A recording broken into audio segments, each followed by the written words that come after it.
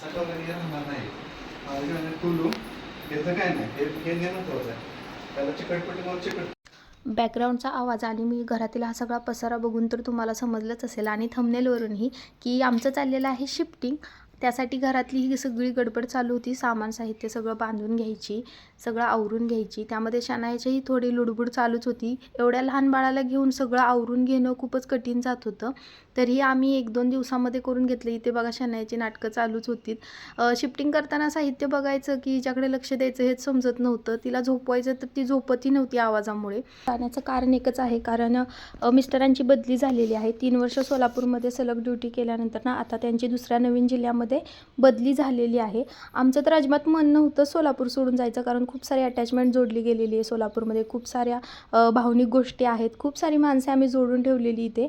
त्यानंतर म्हटलं आपण आता जाणारच आहोत तर एकदा सिद्धेश्वर महाराजांच्या मंदिरामध्ये जावं, त्यांचा आशीर्वाद घ्यावा. त्यांच्या पावनभूमीमध्ये आल्यानंतर एवढं सगळं काही आपल्याला भेटलंच आहे. त्यासाठी आम्ही आलो रात्रीचेच.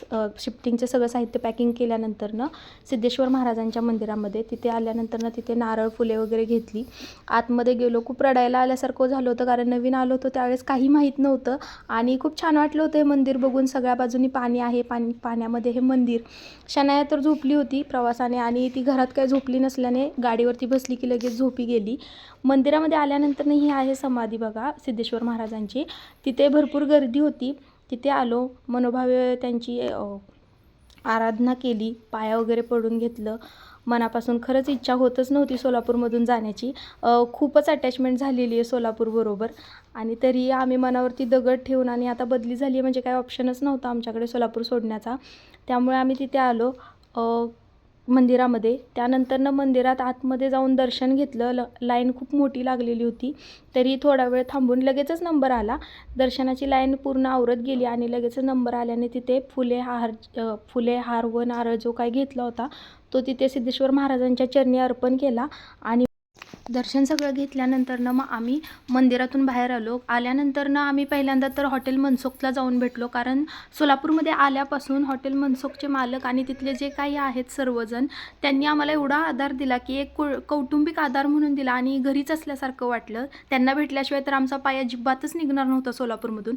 त्यानंतरनं आम्ही शनायाला घेऊन जरा वेळ चौपाटीवरती गेलो. तिथे गेल्यानंतर शनायाला थोडंसं खेळायला दिलं, चायनीज पार्सल घेतलं आणि आम्ही घराकडे निघून आलो, कारण दुसऱ्या दिवशी लगेचच शिफ्टिंग करायचं होतं आणि गाडी वगैरे ठरवून ठेवली होती नवीन जिल्ह्यात जाण्यासाठी. ते एक 7-8 तासाचा प्रवास होता. लहान बाळाला घेऊन खूप लांब जायचं होतं, तर आम्हाला वेळ अजिबात घालवता आला नाही. अजून बऱ्याच जणांना भेटायचं होतं, पण खरंच वेळ अजिबात भेटला नाही भेटण्यासाठी.